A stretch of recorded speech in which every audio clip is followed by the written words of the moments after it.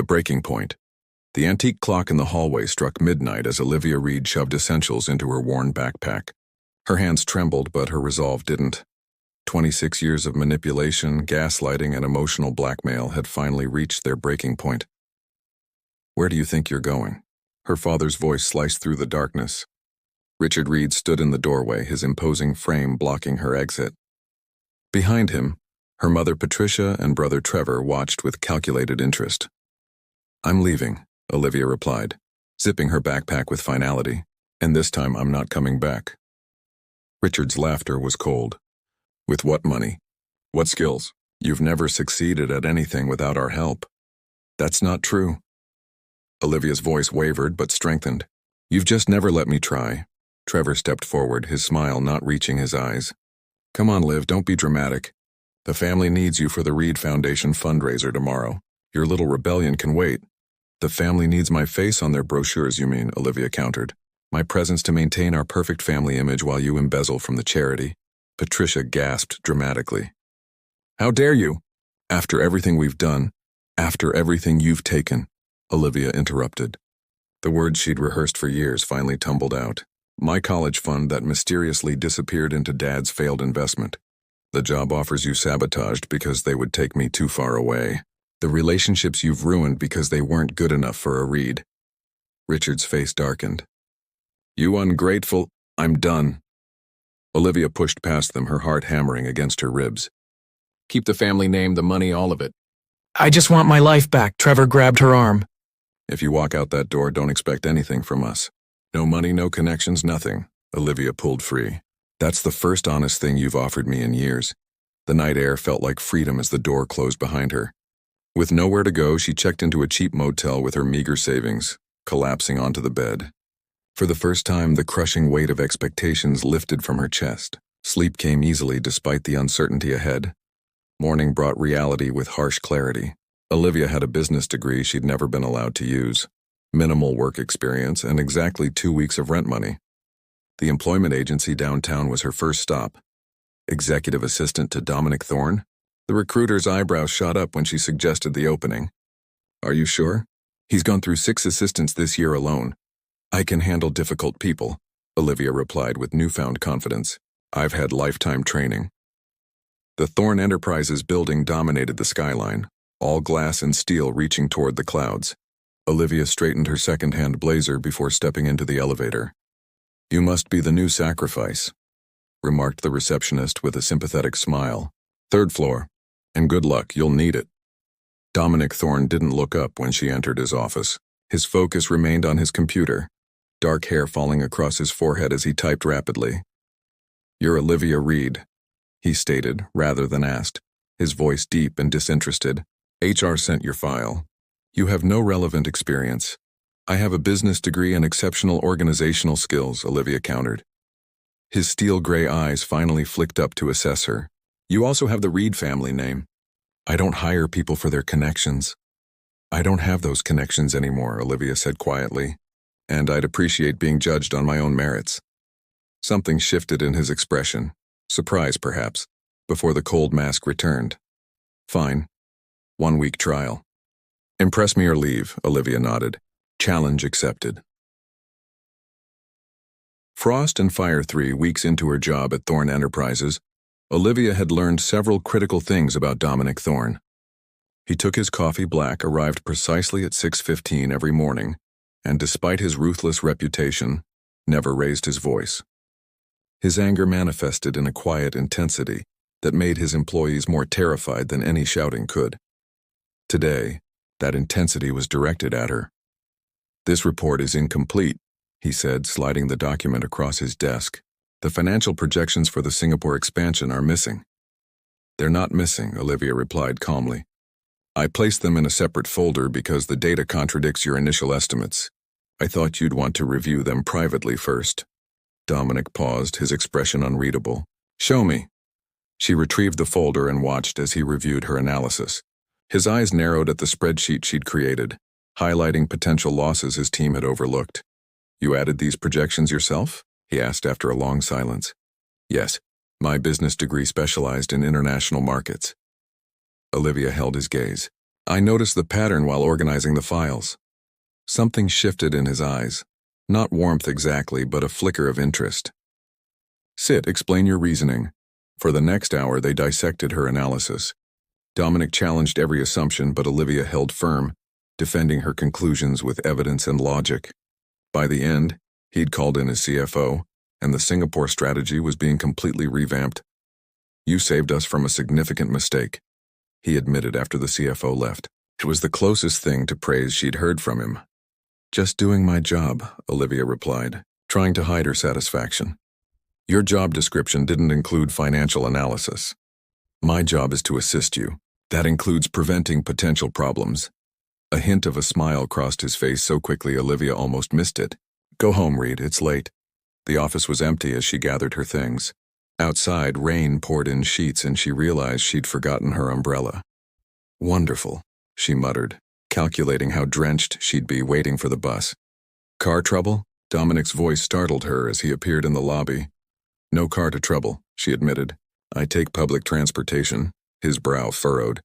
In this weather? At this hour? Olivia shrugged. I'm still building my savings. Luxury apartments and cars aren't in my budget yet. Dominic studied her for a moment, then pulled out his phone. My driver will take you home. That's not necessary. It's efficient, he interrupted.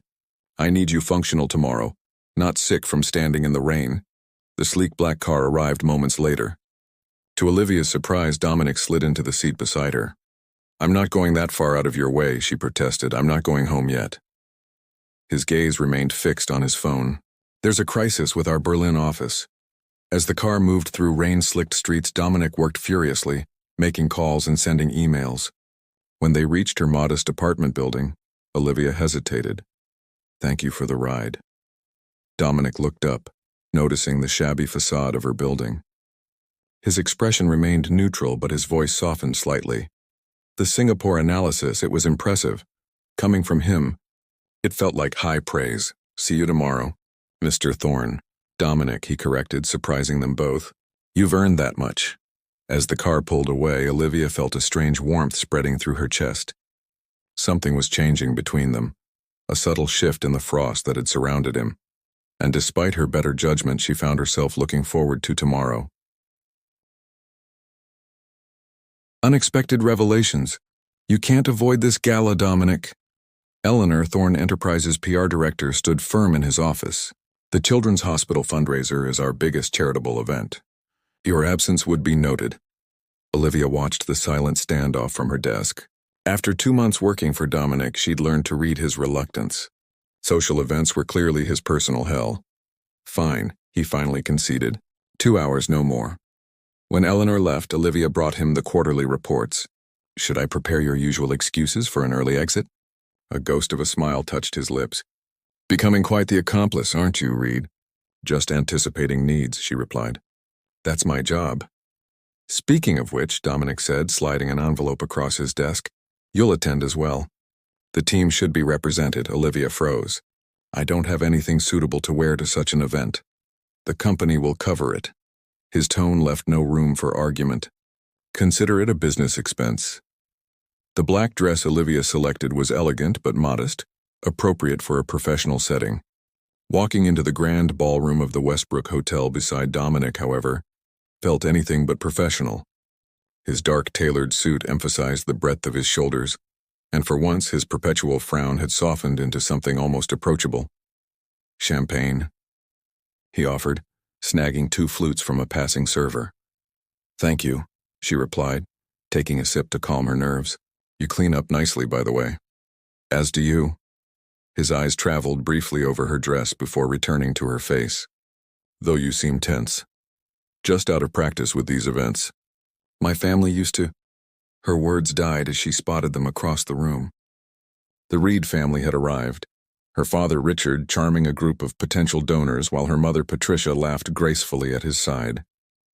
Trevor, champagne in hand, was scanning the crowd until his eyes locked with hers. Olivia? Dominic's voice seemed distant. What's wrong? My family, she whispered. I didn't know they'd be here. Understanding dawned in his eyes. The ones you left. Before she could respond, Trevor appeared before them, his smile sharp and predatory. Well, if it isn't our runaway princess, he drawled. And with Dominic Thorne, no less. Climbing the corporate ladder horizontally, sister dear. Olivia felt the blood drain from her face. Trevor, don't, Mr. Reed, I presume. Dominic's voice had returned to its Arctic chill. Interesting approach, insulting my executive assistant at a charity event, Trevor faltered.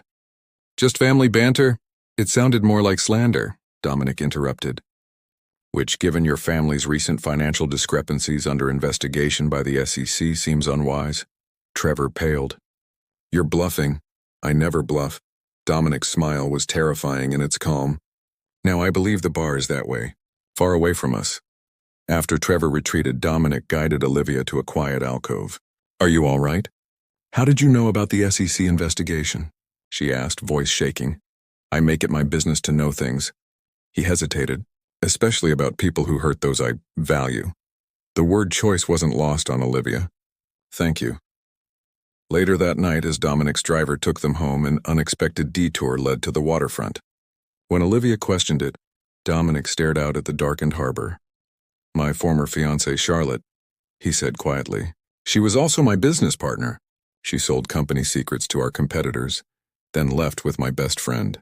They nearly destroyed everything I built. The confession hung between them, an offering of vulnerability she never expected. Is that why you keep everyone at a distance? She asked gently. His eyes, when they met hers, held something new, trust breaking through the frost. Until you, he admitted. Walls crumbling, the lines between professional and personal blurred over the following weeks. Olivia found herself staying late at the office, not because Dominic demanded it, but because she enjoyed their conversations as they worked side by side. Casual dinners to discuss projects turned into lingering meals where they shared fragments of their lives between strategic discussions. You never told me why you finally left your family, Dominic said one evening as they shared Thai food in his office. City lights twinkling through the windows. Olivia set down her fork. They were using the Foundation Scholarship Fund, the one meant for underprivileged kids, to finance Trevor's failed business ventures. When I confronted them, my father offered me a choice. Stay quiet and take a promotion within the foundation, or leave with nothing. You chose nothing. I chose my integrity, she corrected. It felt like everything at the time. Dominic's hand covered hers. It was everything, and look what you've built since then. His touch lingered, warm and reassuring. When their eyes met, something electric passed between them. Olivia found herself leaning toward him, drawn by an invisible force. His lips met hers halfway, gentle at first, then with growing intensity that left her breathless. I've wanted to do that for weeks, he murmured against her mouth. Olivia smiled. What took you so long? The office noticed the shift between them. Dominic's icy demeanor thawed noticeably, especially around Olivia. He smiled more, even laughed occasionally, a sound that startled his longest-serving employees. Their fragile happiness shattered on a Tuesday morning when Dominic stormed into the office, his expression thunderous. Explain this, he demanded, tossing a folder onto her desk. Inside were photographs of her having coffee with Trevor at a downtown cafe the previous afternoon. He asked to meet, Olivia said, confused by his anger. He said he wanted to apologize. And did that apology include asking for confidential information about our Melbourne acquisition? Dominic's voice was dangerously quiet. Olivia felt the blood drain from her face. What? Your brother approached our competitors this morning, offering details only someone inside would know. His eyes were ice again. Details I discussed with you last week. Dominic, I trusted you. The pain in his voice cut deeper than anger would have. I let you in, just like Charlotte. I am nothing like Charlotte. Olivia stood, trembling. Trevor must have been fishing for information, but I never told him anything confidential. Check my phone, my emails, I have nothing to hide. It doesn't matter. The damage is done. He turned away. I should have known better. So that's it? Tears threatened, but she fought them back. One misunderstanding and you shut down? Push me away without even hearing me out? Ms. Reed, he reverted to formality, his walls fully restored. I think it's best if you take some time off while we sort this out. As she gathered her things, Olivia felt a terrible familiarity. The emotional manipulation, the lack of trust, the punishment without proof. It echoed her family's toxic patterns. You know what the difference is between you and my father, Dominic? Her voice was steady despite her breaking heart. He never pretended to care about me first. Healing Hearts, 3 days of silence felt like an eternity. Olivia sat in her apartment, surrounded by job listings she couldn't focus on. The parallels between Dominic and her family haunted her, both quick to judge, unwilling to trust. Yet something felt different about losing Dominic. With her family, leaving had been liberation. With him, it felt like losing a future she'd just begun to imagine. Her phone rang, displaying Thorn Enterprises' number. "We've identified the source of the leak," Eleanor said without preamble. "It wasn't you. Your computer was remotely accessed the night before. We found the breach in our security system." Olivia closed her eyes. "Did Dominic ask you to call me?" A pause. "No, he doesn't know I'm calling. He's not handling things well." After hanging up, Olivia made her decision. She wouldn't wait for an apology that might never come. Some cycles needed to be broken intentionally. Security let her into the building after hours. Dominic stood by the window in his darkened office, silhouette stark against the city lights, so absorbed in thought he didn't hear her enter. "You were wrong," she said simply. He turned, surprise flashing across his tired features.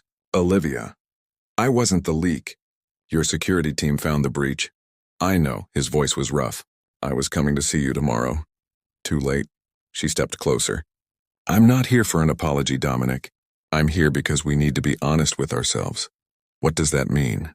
"It means I left one toxic relationship only to find myself in another. You pushed me away at the first test of trust, just like they would have." Pain flashed across his face. "I'm nothing like your family." "Prove it," she challenged. "Not with words or apologies. Show me you can break your own cycle of fear." The silence between them stretched, weighted with unspoken truths. "I was terrified," he finally admitted, voice barely audible. "Not just of betrayal, but of how much losing you would hurt. Pushing you away felt safer." "Safer isn't braver," Olivia said gently, "and it isn't love." He crossed the distance between them, taking her hands. "I want to be brave for you.